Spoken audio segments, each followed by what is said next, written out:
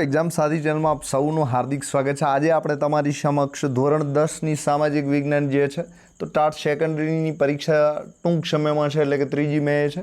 તો તમારું mega lecture revision થઈ શકે એના માટે આપણે આ મેગા લેક્ચર લાવ્યા છીએ। સાથે આ મેગા લેક્ચર તમારે જીસીઆરટી આધારિત છે।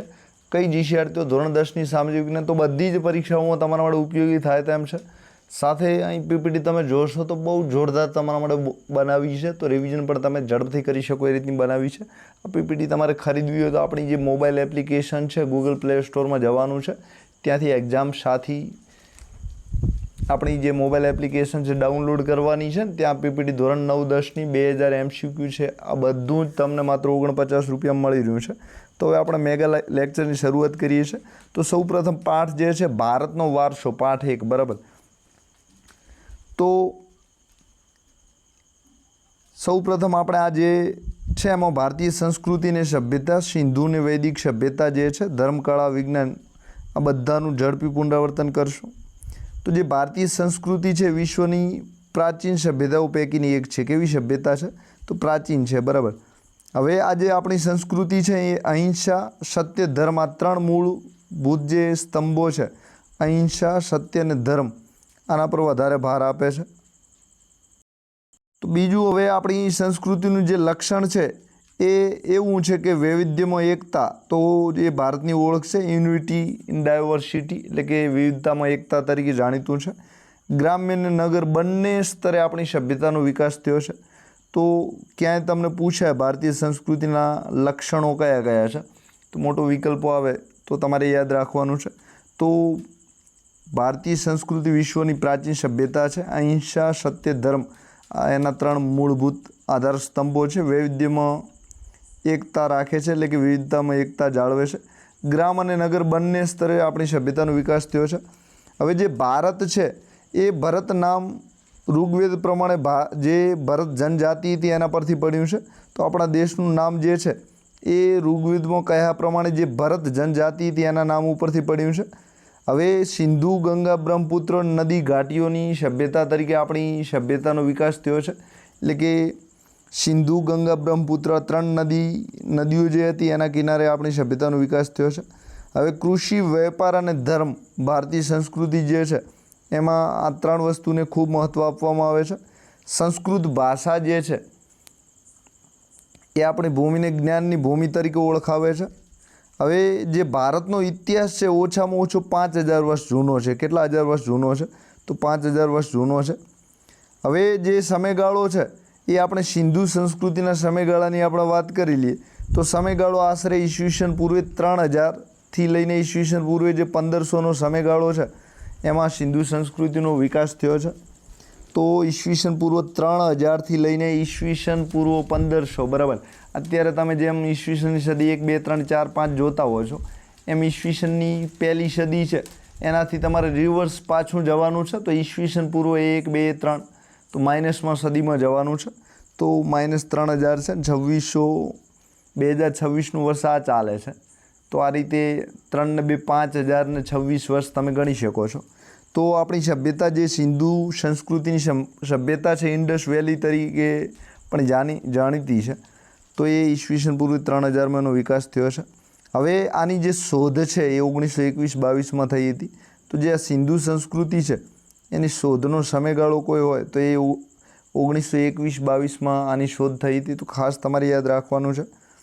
હવે આ જે સિંધુ સંસ્કૃતિ છે એમાં મોહેજો દડો છે, હડપ્પા છે, લોથલ છે ગુજરાતનું, તો આવા ઘણા બધા નગરો જાણીતા છે। તો હવે જે મોહેજો દડો છે એનો અર્થ જે છે એ મૃતકોના ટેકરા તરીકે જાણીતો છે। તો મોહેજો દડોનો અર્થ શું થાય છે? તો મૃતકોનો ટેકરો, એવો એનો અર્થ થાય છે। મરેલાના ટેકરા તરીકે પણ તમે યાદ રાખી શકો છો। હવે જે સિંધ પ્રાંત પાકિસ્તાનનું છે ત્યાં મોહેજો દડો આવેલો છે। તો જે મોહેજો દડો છે એ ક્યાં આવેલું છે? તો કે જે પાકિસ્તાનનું સિંધ પ્રાંત છે ત્યાં આવેલું છે। હવે આ જે મોહેજો દડો છે એક મહાન સ્નાનગાર તરીકે જાણીતું છે, એટલે કે ત્યાં નાહવા માટેનું એક ગ્રેટ બાથ આવેલું છે। હવે આપણે હડપ્પા સભ્યતાની વાત કરી લઈએ તો હડપ્પાનું ચિત્ર તમને દેખાય છે। તો પંજાબનું જે પંજાબ શહેર છે પાકિસ્તાનનું, તો પાકિસ્તાન દેશનું જે પંજાબ રાજ્ય છે તો પંજાબમાં હડપ્પા આવેલું છે। હવે પંજાબના 2 ભાગલા પડ્યા તમે જાણો છો, બરાબર। તો આપણા તરફ એક પંજાબ આવ્યું છે અને એક પંજાબ છે એ પાકિસ્તાનમાં ગયું હતું. તો જે પાકિસ્તાનમાં પંજાબ છે ત્યાં હડપ્પા આવેલું છે. હવે રવિ નદીના કિનારે આવેલું છે. કઈ નદીના કિનારે આવેલું છે? તો રવિ નદીના કિનારે. તો 5 નદીઓના પ્રદેશ તરીકે આપણો જે પંજાબ છે જાણીતો છે. તો ત્યાં રવિ, વ્યાસ, સતલજ, બિયાસ, સિંધુ આવી કુલ 5 નદીઓ ત્યાંથી વહે છે. હવે જે રવિ નદીના કિનારે આ હડપ્પા શહેર આવેલું છે. હવે સૌપ્રથમ 1921માં દયારામ શાહની દ્વારા આની શોધ થઈ હતી. બરાબર. કોના દ્વારા શોધ થઈ હતી? તો જે દયારામ શાહની કરીને ભૂશાસ્ત્રી હતા એમના દ્વારા આની શોધ કરવામાં આવી હતી. તો ક્યારે? તો કે 1921માં. કોની? તો કે હડપ્પા નગરની સભ્યતા. સાથે આપણે સિંધુ ખીણની જે સંસ્કૃતિ છે એ પણ 1921-22માં જે હડપ્પા અને મોહેંજો-દડોના નગર છે, આ 2 નગર મળી આવાથી ઉજાગર થઈ હતી કે અહીં આવી જૂની પ્રાચીન સંસ્કૃતિ પણ હતી. એટલે કે આપણને પાછળથી ખબર પડી છે. હવે લોથલ ગુજરાતમાં આવેલું છે. તો લોથલ વિશે પણ તમે ઘણું બધું જાણો છો. તો ભારતમાં આવેલું છે. હવે જે બાલ ક્ષેત્ર અમદાવાદમાં આવેલું છે, ઘઉં માટે, ભાલિયા ઘઉં માટે જે જાણીતું છે, એની આસપાસ આ ક્ષેત્ર આવેલું છે. તો વિશ્વનું સૌ પ્રથમ ડોકયાર્ડ છે. ડોકયાર્ડનો મતલબ છે બંદર. આપણે જેમ કંડલાના બધા બંદર છે, તો એમાં વિશ્વના સૌ પ્રથમ ડોકયાર્ડ તરીકે જાણીતું છે. ડોકયાર્ડ એટલે બંદર તરીકે. બરાબર. તો ડોકયાર્ડ તરીકે જે લોથલ છે એ જાણીતું છે. હવે આપણે નગર આયોજનની વાત કરીએ તો ચોક્કસ ગ્રીડ પ્લાન છે. તો ગ્રીડનો મતલબ જાળી છે. ગ્રીડનો મતલબ શું છે? જાળી છે. તો આ રીતે જાળીઓ જે હોય છે આ ગ્રીડ કહેવાય છે. બરાબર. તો આ રીતે એના રસ્તાને બધું બનેલું છે. તો ચોક્કસ ગ્રીડ પ્લાન છે. પાકી ઈંટોના મકાન છે. હવે સિંધુ સભ્યતાના જે પણ મકાન બન્યા છે એની વિશેષતા એ છે કે પાકી ઈંટોમાંથી બનેલા છે. પછી ગટર વ્યવસ્થા છે ઢાંકેલી છે. તો ગટરના અત્યારે પણ તમે ઘણા બધા નગરપાલિકાના સારા શહેર કહેવાય ત્યાં ઢાંકણ ખુલ્લા હશે. પણ સિંધુ સભ્યતા એક ભારતમાં એવી સભ્યતા હતી કે ત્યાં ગટરના ઢાંકણ ઉપર ઢાંકેલા હતા. તો આપણે સિંધુ ખીણની જે સંસ્કૃતિ છે એનું નગર આયોજનમાં આટલા પોઈન્ટ મહત્ત્વના હતા. હવે બીજું ધર્મ. તો ધર્મની વાત આપણે સિંધુ ખીણની જે સભ્યતા છે એમાં ધર્મની વાત કરીએ તો માતૃદેવીઓ જે હતી એને પૂજવામાં આવતી હતી. પિતા નહીં, પિતૃદેવીની, માતૃદેવી કોને પૂજવામાં આવતી હતી? તો માતૃદેવીઓની પૂજા કરવામાં આવતી. હવે પશુપતિની પૂજા પણ કરવામાં આવતી. તો વારંવાર જીપીએસસીમાં પ્રશ્ન પૂછાય છે, તમારે પણ પૂછાઈ શકે છે. તો પશુપતિ એટલે કયા દેવ? તો પશુપતિનું બીજું નામ છે શિવ. શું નામ છે? શિવ ભગવાન છે. તો પશુપતિની પૂજા કરવામાં આવતી હતી. હવે વૃક્ષની પૂજા પણ કરવામાં આવતી હતી. તો જે સિંધુ ખીણની સભ્યતા છે એમાં તમે જોઈ શકો છો કે માતૃદેવી છે, પશુપતિ, શિવ ભગવાનની પૂજા છે, વૃક્ષની પૂજા છે. તો ધર્મ ક્ષેત્રમાં આટલી બાબતો ખાસ મહત્ત્વની હતી. હવે વેપારની આપણે વાત કરીએ તો જે મેસોપોટેમિયા છે, ઈરાક, ઇજિપ્તમાં આવેલું છે. તો એની સાથે આપણા વેપારિક સંબંધો પણ હતા. હવે જે મુદ્રાઓ છે, મુદ્રાઓ એટલે અત્યારે જેમ સિક્કા છે એમ છાપ મારવા માટેની જૂના સમયમાં મુદ્રાઓ આવતી હતી. તો વેપાર કરવા માટે જે સિંધુ ખીણ સંસ્કૃતિના લોકો છે એ આ મુદ્રાઓનો ઉપયોગ કરતા હતા. હવે બીજું કામ એ કરતા હતા કે જે મેસોપોટેમિયા આવેલું છે ત્યાં આપણા ઘઉં, ચોખાને આ બધું જે છે ત્યાં જતું હતું, નરસપરસ વેપાર થતો હતો. તો આપણી જેમ જૂની સંસ્કૃતિ સિંધુ સભ્યતા ગણાય છે વિશ્વમાં, એમ આ જે મેસોપોટેમિયાની સંસ્કૃતિ છે એ પણ જૂની સંસ્કૃતિઓમાં સામેલ છે. હવે જે લિપિની વાત કરીએ તો આપણી આ જે સિંધુ ખીણની સભ્યતા છે એમાં સિંધુ લિપિ જાણીતી છે. તો એને હજુ સુધી આપણે ઉકેલી શક્યા નથી, મતલબ કે એને વાંચી શક્યા નથી. તમે જેમ ગુજરાતી ભાષા કડકડાટ વાંચી શકો છો એમ આ જે સિંધુ સભ્યતા એવી વણ ઉકેલી લિપિ છે કે એને આપણે હજુ સુધી વાંચી શક્યા નથી.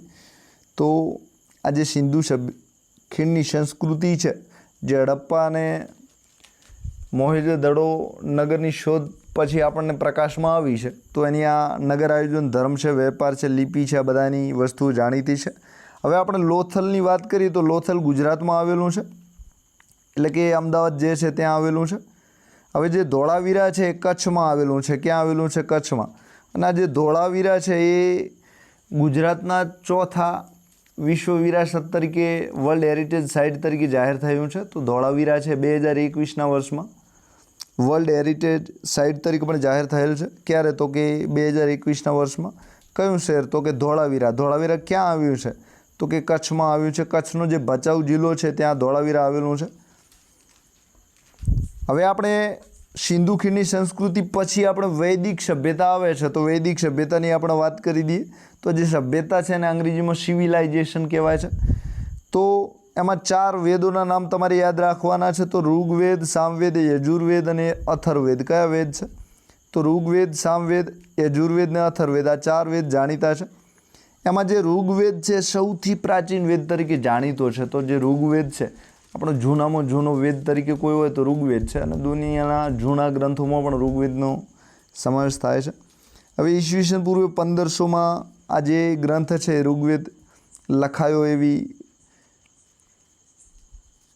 સંભાવના છે. હવે એની સ્તુતિ એટલે કે પ્રાર્થના, તો આ પ્રાર્થનાઓ બધી ઋચાઓમાં સમાયેલી છે. શેમાં સમાયેલી છે? તો ઋગ ઉપરથી તમને ઋચા યાદ રહેશે. તો ઈસવીસન પૂર્વ 1500માં આ જે વૈદિક સભ્યતા છે એની શરૂઆત થઈ જાય છે. સાથે ઋગ્વેદ છે સૌથી પ્રાચીન ગ્રંથ તરીકે જાણીતો છે. હવે સામવેદની વાત કરીએ તો શામના શ ઉપરથી તમને ખબર પડશે કે સંગીત ગાન ગાવા માટે આપણા જે સ્વર હોય છે એને રાગ ઢાળ એટલે કે ગાનનો કોઈ વેદ હોય તો એ સામવેદ જાણીતો છે. તો સ્વર ગાન સ્વરૂપ તરીકે જાણીતું છે. હવે યજુર્વેદની વાત કરીએ તો ય ઉપરથી તમને યજુ એટલે યજ્ઞ કરવો, તો યજ્ઞના વેદ તરીકે જાણીતો છે. હવે આપણે અથર્વવેદની વાત કરીએ તો ઔષધ ચિકિત્સાના જે ગ્રંથ છે તો કર્મકાંડો કરવા માટેના ગ્રંથ તરીકે જાણીતો છે. તો જેમ ડૉક્ટરો કાંડ કરતા હોય છે, કર્મ જેમ કરતા હોય છે, તો કાંડ એટલે એક જાતની શલ્ય ચિકિત્સા છે, ઓપરેશન છે. તો આપણે અત્યારે કાંડ શબ્દો બીજા અર્થમાં વપરાય છે, તો હું એ અર્થમાં નથી વાત કરતો. તો અથર્વવેદ જે છે એ ઔષધ અને ચિકિત્સા માટે જાણીતો વેદ છે. બીજું એનું કામ છે કર્મકાંડ કરવા. હવે તંત્ર મંત્ર જાદુ ટોણા આ બધું જ અથર્વવેદમાં આવે છે. સૌથી નવો વેદ કોઈ હોય તો અથર્વવેદ છે. સૌથી છેલ્લો વેદ કોઈ હોય તો અથર્વવેદ છે. તો વેદનું તમને જે છે એ સરળતાથી યાદ રહેશે. હવે વેદ સાથે સાથે આપણે સામાજિક માળખું છે એમાં વર્ણ વ્યવસ્થા જાણીતી છે. શું જાણીતું છે? વર્ણ વ્યવસ્થા. તો એમાં બ્રાહ્મણ, ક્ષત્રિય, વૈશ્ય અને શૂદ્ર આ 4 વર્ણ વ્યવસ્થામાં 4 જાતિઓ ખૂબ જાણીતી હતી. તો બ્રાહ્મણ, ક્ષત્રિય, વૈશ્ય અને શૂદ્ર. તો જે બ્રાહ્મણ છે એના 2 કામ હતા, ધર્મ અને શિક્ષણ. તો ધર્મનો પ્રચાર પ્રસાર છે, યજ્ઞ છે, બધું કરવું, શિક્ષણ ફેલાવવું. તો શિક્ષણ જે છે એ બ્રાહ્મણો દ્વારા આપવામાં આવતું હતું. તો બ્રાહ્મણના 2 કામ હતા. જે ક્ષત્રિય લોકો છે યુદ્ધ અને લોકોનું રક્ષણ, પ્રજાના રક્ષણ તરીકે રાજા તરીકે કામ કરતા હતા. તો યુદ્ધ અને રક્ષણ તરીકેની કામગીરી એમના દ્વારા થતી હતી. હવે આપણે વૈશ્યોની વાત કરીએ તો જે વૈશ્યો છે વેપાર ખેતી માટે જાણીતી પ્રજા છે. એટલે કે અત્યારે જે ખેડૂતો કામ કરી રહ્યા છે એ સમયમાં વૈશ્યો દ્વારા વેપાર ખેતી થતી હતી. જે શૂદ્રો છે એ લોકોની સેવાના કાર્યો કરતા હતા. તો જે ઉપરની જ્ઞાતિઓ છે, બ્રાહ્મણ, ક્ષત્રિય છે, વૈશ્યો છે, તો એના મજૂર તરીકેનું કાર્ય છે આ શૂદ્રો સંભાળતા હતા. તો નાની જે છોટી મજૂરીઓ કહેવાય છે બધા કામ, એ આ શૂદ્રો સેવા કાર્ય તરીકે કામ કરતા હતા. હવે આપણે ઋગ્વેદની વાત કરીએ તો જે ઋગ્વેદ છે એમાં 1028 સૂક્તો છે. કેટલા સૂક્ત છે? તો કે 1028 સૂક્ત છે. સાથે એમાં 10 મંડળ છે. કેટલા મંડળ છે? 10. તો 10 ઉપરથી 10 મંડળ તમને યાદ રહેશે. હવે તમને 10 યાદ રહી ગયું છે 10, તો પાછળ તમારે 28 પણ યાદ રાખી લેવાનું છે. તો જે ઋગ્વેદ છે એમાં 1028 સૂક્તો છે. શું છે? સૂક્ત છે. અને મંડળ એટલે જેમ તમારે સામાજિક વિજ્ઞાનમાં પ્રકરણ આવે છે, બરાબર? શું આવે છે? પ્રકરણ એકમ આવે છે. તો એમાં મંડળ છે એ ઋગ્વેદનો એક મોટું પ્રકરણ છે, મોટો ભાગ છે. શું છે? ભાગ છે. તો ઋગ્વેદમાં આવા 10 મંડળ છે અને 1028 સૂક્તો આવેલા છે. કેટલા છે? તો મંડળથી નાનો જે ભાગ છે એ સૂક્ત તરીકે ઓળખાય છે. હવે આપણે અન્ય મહત્ત્વના જે વૈદિક ગ્રંથો છે, તો આ જે વૈદિક સભ્યતાની જે સંસ્કૃતિ હતી એમાં બીજા ઘણા બધા ગ્રંથો પણ લખાયા છે. તો 4 વેદ તો હતા જ, એના સિવાય ઉપનિષદ લખાયા છે. તો આવા 108 ઉપનિષદ જાણીતા છે. તો 108 આરોગ્ય માટેની એમ્બ્યુલન્સ જાણીતી છે. તો 108 ઉપનિષદ છે. એમાં બ્રહ્મ, સત્યમ, જગત, મિથ્યા. તો બ્રહ્મ સત્ય છે અને આપણું જગત છે મિથ્યા, નકામું, વ્યર્થ છે. બરાબર? બ્રહ્મ એટલે કે જે ઉપરનો બ્રહ્મ છે, આત્મા છે, એ જ સત્ય છે. બાકીનું જે જગત છે, જે તમે સંસાર કહો છો, એ કેવો છે? મિથ્યા છે, નકામો છે. તો બીજું પણ આ જે ઉપનિષદ છે એમાં અદ્વૈત દર્શનનું આપ્યું છે, એટલે કે જીવાત્મા છે એક જ છે, બે નથી. અદ્વૈત એટલે એક જ છે. સાથે આત્મા બ્રહ્મ એક્યનું વાત કરેલી છે. તો જે ઈશ્વર છે ને તમારા શરીરની અંદર જે આત્મા આવેલો છે બંને એક છે. કેવો છે? એક. તો એકાત્મક વાદ આ રીતે આપેલો છે. તો ઉપનિષદોની વાત છે. હવે આપણે પુરાણોની વાત કરીએ તો 18 મહાપુરાણ છે. કેટલા છે? 18. તો એના નામ તમને ક્યાંય પૂછાય તો ભાગવત, વિષ્ણુ, શિવ બધા પુરાણ છે. તો ભાગવત, વિષ્ણુ અને શિવ. હવે એમાં ઇતિહાસ, ભૂગોળ અને ધર્મ આ 3 વિષય, 3 સબ્જેક્ટ એમાં સમાવવામાં આવ્યા છે. કયા કયા? તો કે ઇતિહાસ, ભૂગોળ અને ધર્મ જે છે એ ભાગવત, વિષ્ણુ અને શિવ પુરાણ છે એમાં આપેલા છે. હવે આપણે મહાભારત, રામાયણની વાત કરીએ તો મહાભારતમાં કુલ 1 લાખ શ્લોક છે. કેટલા શ્લોક છે? 1 લાખ શ્લોક છે. તો વિશ્વનું સૌથી મોટું કોઈ મહાકાવ્ય હોય તો એ મહાભારત છે. કયું છે? તો વિશ્વનું સૌથી મોટું મહાકાવ્ય હોય તો એ મહાભારત છે. એમાં કેટલા શ્લોક છે? તો કે 1 લાખ છે. શું છે? તો કે મહાકાવ્ય છે, મોટું કાવ્ય છે. શું છે? કાવ્ય છે. હવે જે રામાયણ છે, આપણે રામાયણની વાત કરીએ તો એમાં 24,000 શ્લોક છે. કેટલા શ્લોક છે? 24,000 શ્લોક છે. હવે ભગવદ્ ગીતાની આપણે વાત કરીએ તો જે મહાભારત છે એનો ભાગ આ ભગવદ્ ગીતા છે. તો એમાં કુલ 18 અધ્યાય છે. કેટલા અધ્યાય આપેલા છે? 18. 700 શ્લોક છે. તો 1 લાખ શ્લોકવાળું જે મહાભારત છે એમાંના 700 શ્લોક ભગવદ્ ગીતા ધરાવે છે. હવે જે ભગવદ્ ગીતા છે એ આપણને કર્મ, ભક્તિ અને જ્ઞાનના 3 માર્ગ આપેલા છે. કેટલા? કાં તો ભક્તિ કરો, કાં તો જ્ઞાન વડે દુનિયાને જીતો, કાં તો તમારું સતત કર્મ કરતા રહો. બરાબર? તો 3 માર્ગ એમાં આપેલા છે. કર્મ, ભક્તિ અને જ્ઞાન. આ 3 માર્ગ તમારા જીવનનો ઉદ્ધાર કરવા માટે આપેલા છે. તો ભગવદ્ ગીતા છે એમાં 18 અધ્યાય છે. શ્લોકો કેટલા છે? 700. કેટલા માર્ગ બતાવ્યા છે? તો કર્મ, ભક્તિ અને જ્ઞાન 3 માર્ગ બતાવ્યા છે. હવે આપણે ધર્મ અને તત્વજ્ઞાનની વાત કરીએ તો જે 3 મહાન ધર્મો છે, હિન્દુ ધર્મ, બૌદ્ધ ધર્મ અને જૈન ધર્મ. કયા કયા 3 ધર્મો છે? હિન્દુ, બૌદ્ધ અને જૈન. હિન્દુ ધર્મની વાત કરી લો તો વિશ્વનો સૌથી પ્રાચીન ધર્મ કોઈ હોય તો કયો ધર્મ છે?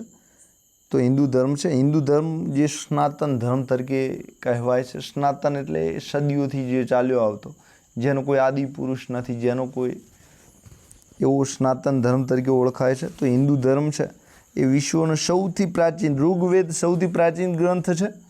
સંસ્કૃત સૌથી જૂની ભાષામાં છે. તમિલ એનાથી પણ જૂની છે. હવે વિશ્વનો સૌથી પ્રાચીન ધર્મ હોય તો એ કયો છે? તો હિન્દુ ધર્મ છે. સનાતન ધર્મ તરીકે પણ જાણીતો છે.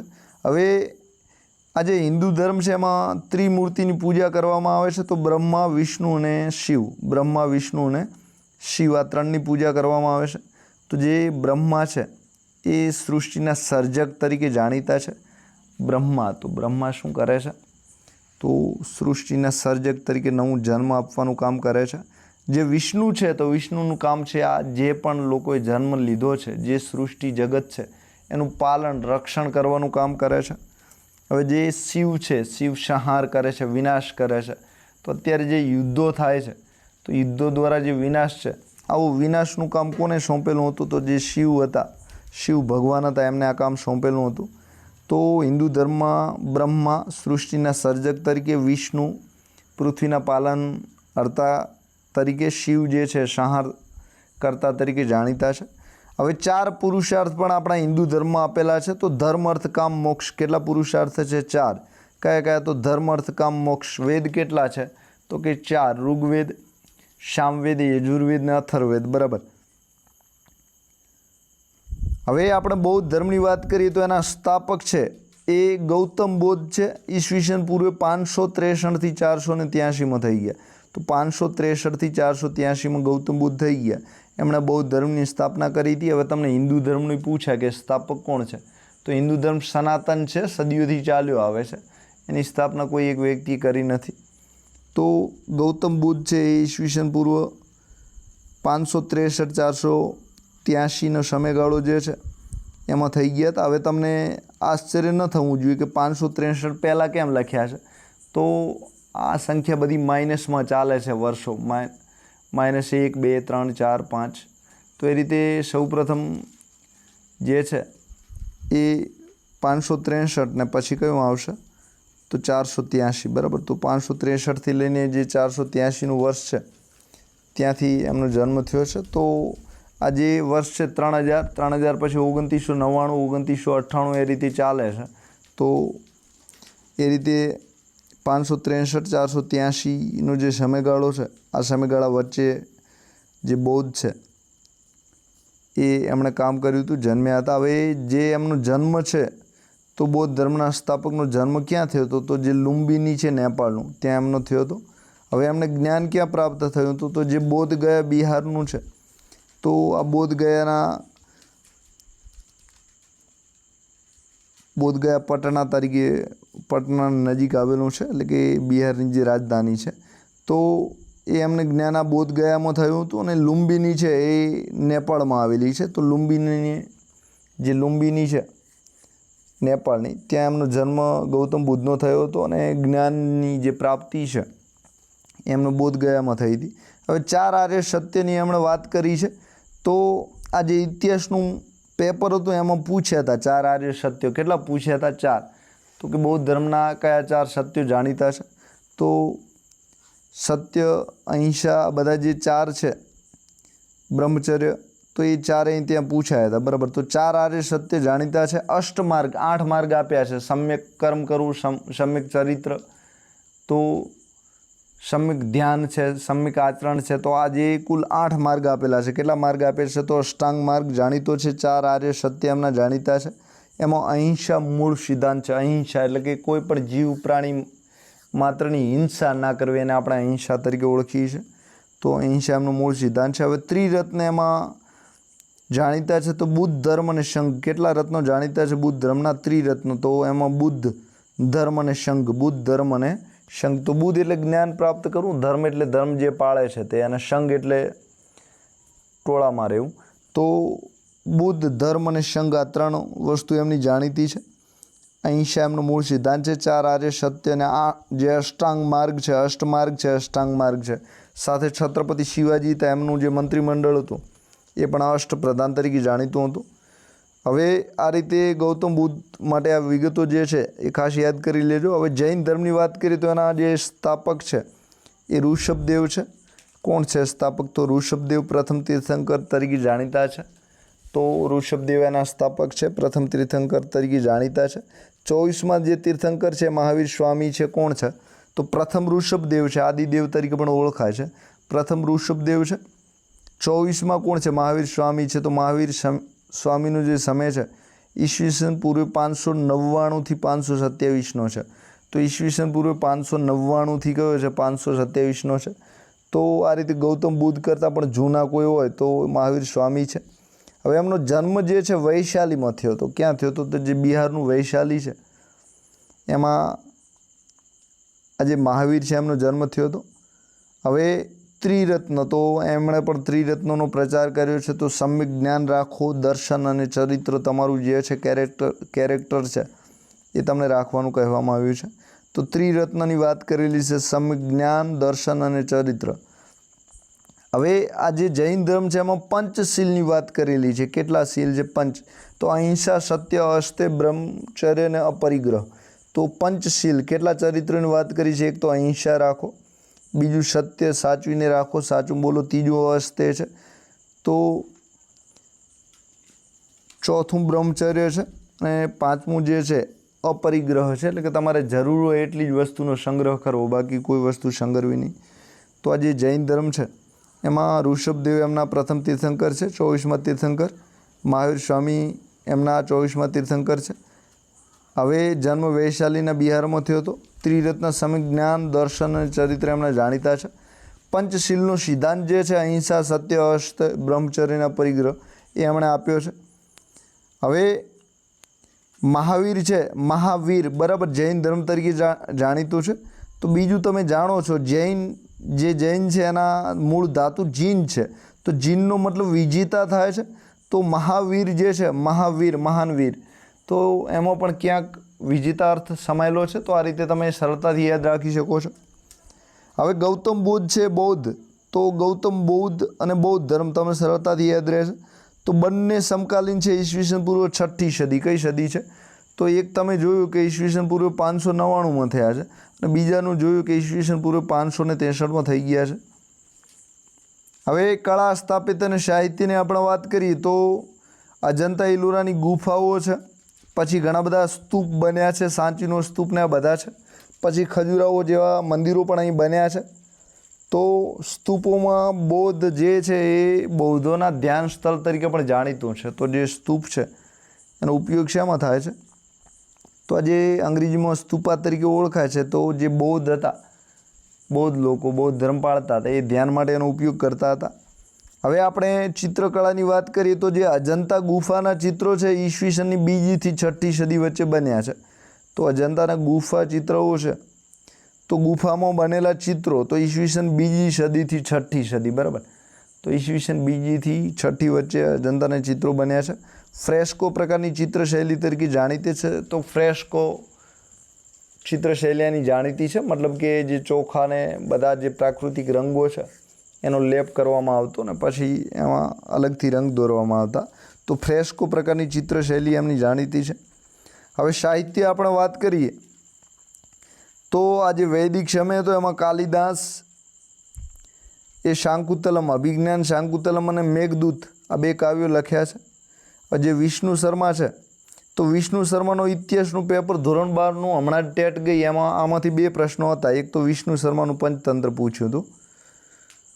હવે તો પંચતંત્ર જે છે વિષ્ણુ શર્માએ લખ્યું હતું. રામાયણ મહાભારત છે તો એમાં મહાભારત સૌથી મોટું મહાકાવ્ય તરીકે જાણીતું છે, 1 લાખ શ્લોક ધરાવે છે. હવે આપણે હસ્તકળાની વાત કરીએ તો સ્વકળાઓ પણ ઘણી બધી જાણીતી છે. તો ભરતનાટ્ય શાસ્ત્ર જે છે તો ભરત મુનિ દ્વારા જે લખેલો ગ્રંથ છે ભરતનાટ્ય શાસ્ત્ર, તો એમાં ભારતીય શાસ્ત્રીય સંગીત અને જે નૃત્ય છે અને જે નાટક છે આ બધાની વાત આ જે ભરતનું નાટ્યશાસ્ત્ર છે ભરત મુનિ દ્વારા લખાયેલું છે, તો એમાં ચર્ચા કરેલી છે. હવે યુનેસ્કોના ઘણા બધા સ્થળો છે એની આપણે વાત કરી લઈએ. તો 4 સ્થળ એવા છે કે અજંતા છે, ઇલોરા છે અને આગ્રાનો કિલ્લો અને ચોથું તાજમહેલ છે. તો આ 4 યુનેસ્કોની જે વિશ્વ વિરાસતના સ્થળો જાહેર કરે છે, વર્લ્ડ હેરિટેજ સાઇટ જાહેર કરે છે, એમાં 4 સ્થળો સૌપ્રથમ યુનેસ્કો દ્વારા ભારતના જાહેર કરવામાં આવ્યા હતા. તો હવે એમાં જે અજંતાની ગુફા છે એ યુનેસ્કોના સ્થળ તરીકે જાણીતું છે અને ક્યાં આવેલું છે? તો મહારાષ્ટ્રમાં છે. અજંતાની ગુફાઓ બૌદ્ધ ધર્મ માટે જાણીતી છે. તો ખાસ યાદ રાખજો, અજંતા જે એથી ચાલુ થાય છે, ABCDના કયા અક્ષરથી ચાલુ થાય છે? ABCDના A. તો એનો મતલબ છે એક જ બૌદ્ધ ધર્મ માટે. કયા ધર્મ માટે? બૌદ્ધ ધર્મ માટે, બરાબર. કયા ધર્મ માટે? બૌદ્ધ ધર્મ માટે. તો આ રીતે જે અજંતાની ગુફા છે મહારાષ્ટ્ર રાજ્યના ઔરંગાબાદ પાસે આવેલી છે અને બૌદ્ધ ચિત્રશિલ્પ માટે જાણીતું છે. હવે ઇલોરાની ગુફાની આપણે વાત કરીએ તો મહારાષ્ટ્રમાં આવેલી છે, પણ એમાં ધર્મ એક નહીં પણ હિન્દુ, બૌદ્ધ અને જૈન 3 ધર્મની વાત કરેલી છે. તો હિન્દુ, બૌદ્ધ અને જૈન આ 3 ધર્મનો જે સમાવેશ છે એ આ જે ઇલોરા ગુફા છે એમાં ઘણા બધા ચિત્રો અને શિલ્પ આ બંને આ ગુફામાં આવેલા છે. તો કયા કયા ધર્મના છે? તો કે બૌદ્ધ, હિન્દુ, બૌદ્ધ અને જૈનના છે. હવે ધોળાવીરાની આપણે વાત કરીએ તો ગુજરાતમાં આવેલું છે, વર્લ્ડ હેરિટેજ સાઇટ તરીકે પણ 2021માં જાહેર થયું છે. સાથે એ સિંધુ સભ્યતા જે આપણી થઈ ગઈ છે તો ઇન્ડિસ વેલીની જે સભ્યતા છે, સિંધુ ખીણની સંસ્કૃતિ છે એના સ્થળ તરીકે પણ આ જાણીતું છે ધોળાવીરા. ક્યાં આવેલું છે? તો કે કચ્છના ભચાઉમાં આવેલું છે. હવે ખજૂરાની વાત કરીએ તો મધ્યપ્રદેશમાં આવેલું છે ને ચંદેલ, જે ચંદેલ રાજાઓ થઈ ગયા છે તો ચંદેલ રાજાઓ દ્વારા આ જે ખજૂરાહોના મંદિરો છે એ બનાવવામાં આવ્યા હતા. તો અદ્ભુત કલાકૃતિઓ માટે જાણીતા છે, મધ્યપ્રદેશમાં આવેલું છે. હવે વિજ્ઞાન અને ગણિતમાં ભારતનું જે યોગદાન છે એની પણ આપણે ઉપર છેલ્લી ચર્ચા કરી લઈએ છીએ. તો આર્યભટ્ટ જે છે એ ઈસવીસન 476 થી 550, બરાબર, ઈસવીસન 476 થી 550માં થઈ ગયા છે. હવે એમનો ગ્રંથ છે આર્યભટ્ટિયમ. કયો ગ્રંથ છે? તો આર્યભટ્ટિયમ એમનો ગ્રંથ છે. વાત જણાવતા મને ખુશી થાય છે કે આપણી એક્ઝામ સાથી ચેનલ દ્વારા આપણી મોબાઈલ એપ્લિકેશન પણ લોન્ચ કરી દીધી છે. તો એ એક્ઝામ સાથી આર કરીને આપણો લોગો છે. આપણી જે મોબાઈલ એપ્લિકેશન છે ગૂગલ પ્લે સ્ટોરમાં જઈને તમે એને ડાઉનલોડ કરી શકો છો. સાથે ટાટ સેકન્ડરી સામાજિક વિજ્ઞાનના જે મોક ટેસ્ટની તૈયારી કરી રહ્યા છે, પરીક્ષાની તૈયારી કરી રહ્યા છે, તો એમના માટે આપણે માત્ર 21 રૂપિયામાં 3 ઓનલાઈન મોક ટેસ્ટ લોન્ચ કર્યા છે. તો તમે સંપૂર્ણ રીતે એને ઓનલાઈન આપી શકશો, એની PDF ડાઉનલોડ કરી શકશો, એની આન્સર કી છે એ પણ ડાઉનલોડ કરી શકશો અને ગુજરાતનો રેન્ક પણ તમે એમાં તમારો જોઈ શકશો. હવે ટાટ સેકન્ડરી સામાજિક વિજ્ઞાન નોટ્સ, અત્યારે હું જે નોટ્સમાંથી તમને ભણાવી રહ્યો છું એ ધોરણ 9-10ની તમામ નોટ્સ છે. સાથે ધોરણ 9 અને 10ના તમામ MCQ છે, સાથે કરંટ અફેરના 200 પ્રશ્નો છે, સાથે GS ટાટ સેકન્ડરીનું જે પેપર 1 છે એનો એક મોક ટેસ્ટ ઓનલાઈન ફ્રી છે. તો આ બધું જ તમને 49 રૂપિયા મળી રહ્યો છે. તો ખરીદવા માંગતા હો તો આપણી વેબસાઇટ છે, આપણી મોબાઈલ એપ્લિકેશન છે, ડાઉનલોડ કરી લો અને ત્યાંથી ખરીદી શકો છો. સાથે ટાટ 1 પ્રિલિમ પરીક્ષાની સામાજિક વિજ્ઞાનની પરીક્ષા માટે તમે તૈયારી કરતા હો તો એનો કોર્સ પણ તમે માત્ર 21 રૂપિયામાં 3 પેપર ખરીદી શકો છો. તો એની સાથે પણ તમને ઘણું બધું ફ્રી મળવાનું છે. તો ટાટ મુખ્ય પરીક્ષા માટે પણ આપણે કોર્સ લોન્ચ કર્યો છે. સાથે નોટ્સ એવી આકર્ષક બનાવી છે કે તમારી તૈયારી તો ઝડપથી થશે, રિવિઝન પણ ફટાફટ થઈ જશે અને પ્રશ્નો એ રીતના બનાવ્યા છે કે આમાંથી એક પ્રશ્ન પણ છૂટે પણ નહીં. બરાબર, તો આટલી તમે એક નોટમાંથી ઇતિહાસનું પેપર ધોરણ 12નું લેવાય છે, એનું 3 ગુણનું આમાંથી પૂછ્યું છે. બોલો, તો આવી કુલ તમને 43 નોટ્સ છે. કેટલી છે? 43 છે. તો આપણે શૂન્યની વાત કરીએ તો આર્યભટ્ટે એમણે શૂન્યની સંકલ્પના પણ આપી છે.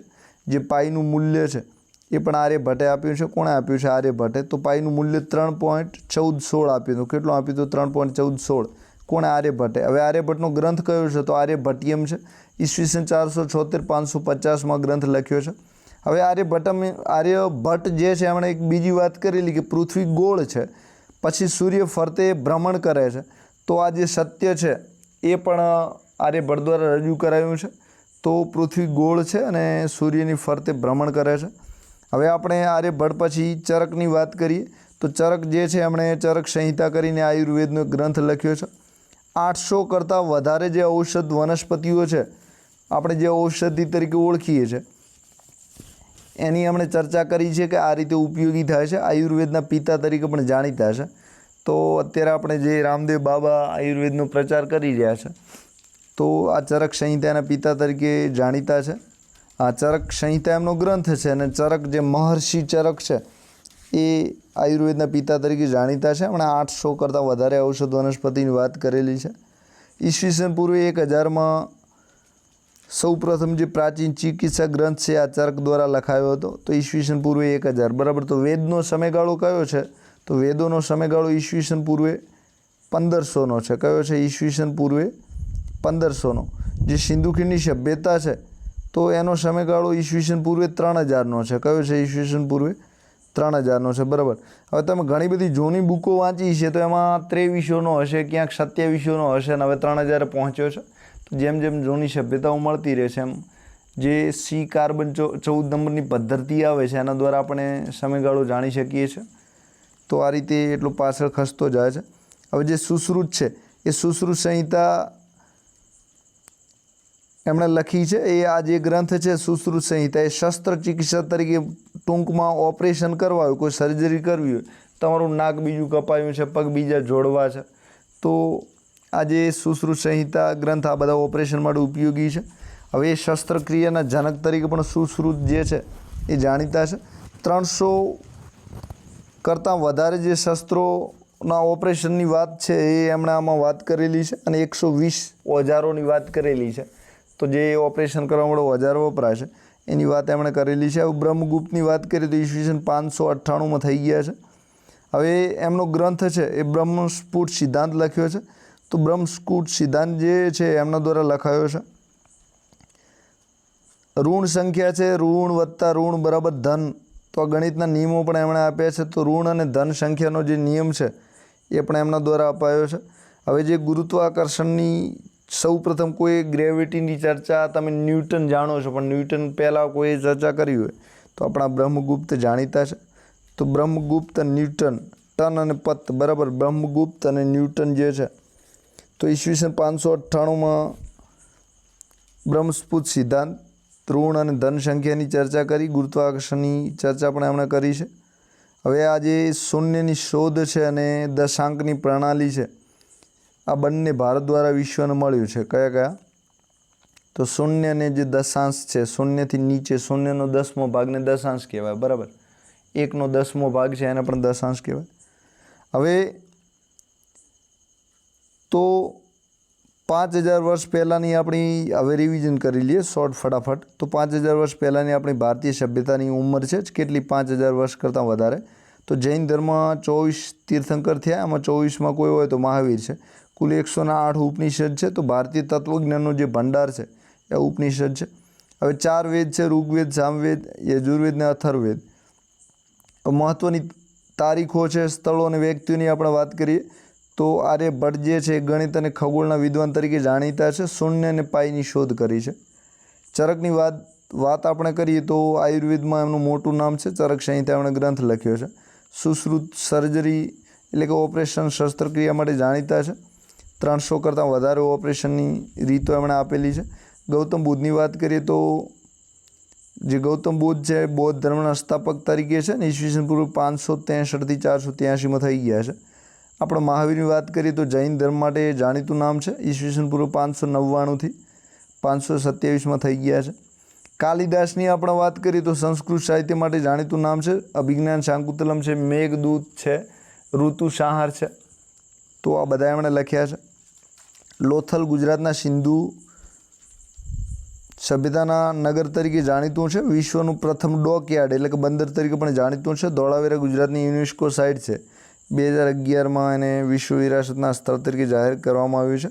હવે જે ગૌતમ બુદ્ધ છે એમને ગૌતમ બુદ્ધ છે, બુદ્ધ એટલે જ્ઞાન, બરાબર. તો એમને જ્ઞાન છે બોધ ગયામાં મળ્યું હતું. ક્યાં મળ્યું હતું? હવે એમણે પ્રથમ ઉપદેશ ક્યાં આપ્યો? તો કે સારનાથમાં. એમનું નિર્વાણ ક્યાં થયું? તો કે કુશીનગરમાં નિર્વાણ થયું. તો લુંબિનીમાં ગૌતમ બુદ્ધનો જન્મ થયો હતો અને એમનું નિર્વાણ છે કુશીનગરમાં થયું. તો પ્રથમ ઉપદેશ એમણે ક્યાં આપ્યો હતો? તો કે સારનાથમાં આપ્યો હતો. હવે એમણે પ્રથમ જ્ઞાન ક્યાં આગળ થયું હતું? તો જે બોધ ગયા છે ત્યાં એમને જ્ઞાન થયું. સારનાથમાં ગયા, ત્યાં જ્ઞાન આપ્યું અને કુશીનગર જે છે તે નિર્વાણ એટલે કે મૃત્યુ પામ્યા, બરાબર. તો આ બધી વાતો એમના માટે ખૂબ જાણીતી છે. હવે સિંધુ સંસ્કૃતિ છે તો એની જે લિપિ છે, સિંધુની લિપિ છે, એનો હજુ સુધી ઉકેલ આવ્યો નથી. ઋગ્વેદ સૌથી પ્રાચીન ગ્રંથ છે. મહાભારતના 1 લાખ શ્લોકો છે.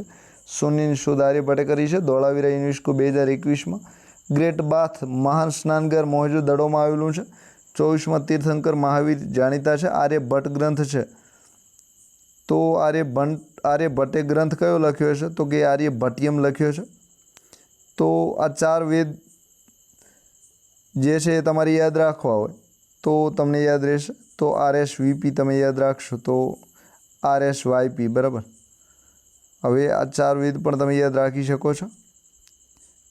તો આ બધી જ મહેનત તમારા માટે કોણે કરી છે? તો એક્ઝામ સાથી ચેનલે કરી છે અને યુટ્યુબમાં જોઈન કરી શકો છો.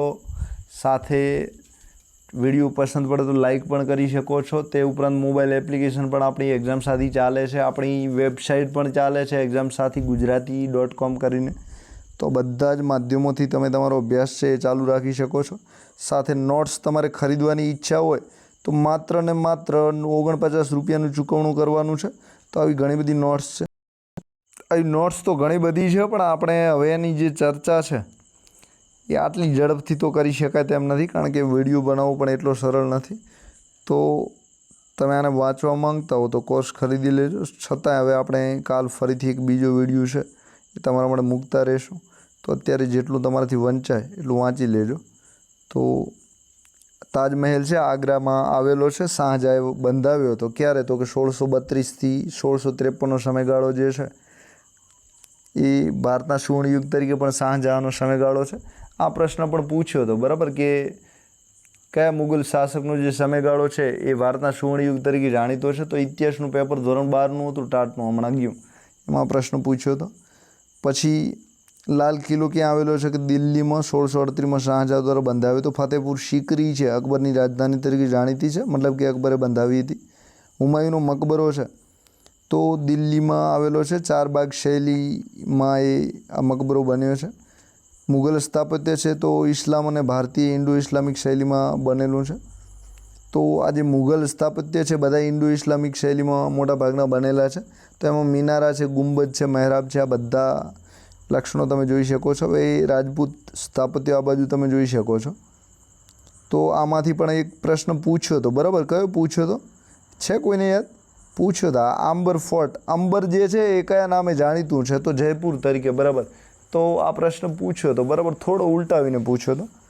તો આ પણ પ્રશ્ન હતો. તો આવા તો ઘણા બધા પ્રશ્નો આપણી નોટ્સમાંથી આવે છે. તમારું ધ્યાન સૂક્ષ્મ નિરીક્ષણ તમે કરતા હો, ઓબ્ઝર્વ કરતા હો, તો તમે જોઈ શકો છો. આ નોટ્સ બધી એ રીતે બનાવી છે કે તમારું દિલ ખુશ થઈ જશે. તો એક આ બૃહદેશ્વર મંદિરનો પણ પ્રશ્ન પૂછ્યો હતો, બરાબર.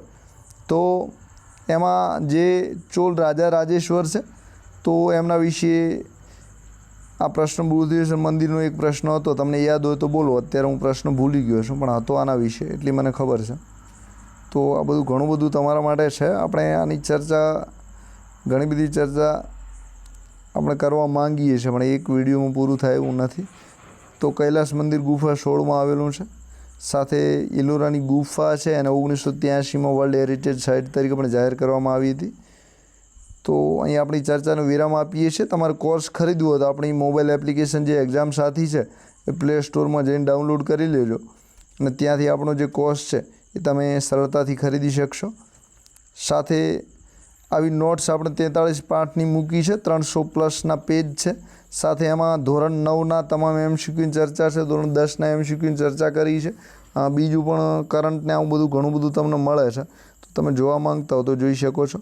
તો આપ સૌનો આભાર. Thank you very much. સાથે એક્ઝામ સાથી ચેનલને જરૂર સબસ્ક્રાઈબ કરતા રહેજો. વિડીયો પસંદ પડે તો લાઈક આપી શકો છો. અને યુટ્યુબમાં તમારા માટે બિલકુલ 1 થી 20 સુધી ધોરણ 10ના MCQ આધારિત વિડીયો પણ આપણે મૂકી દીધા છે. તો જે ટાટ 1નું પ્લેલિસ્ટ છે ત્યાં જઈને આ 20 વિડીયો પણ તમે જોવા માંગતા હો તો જોઈ શકો છો. તો આપ સૌનો આભાર. Thank you very much.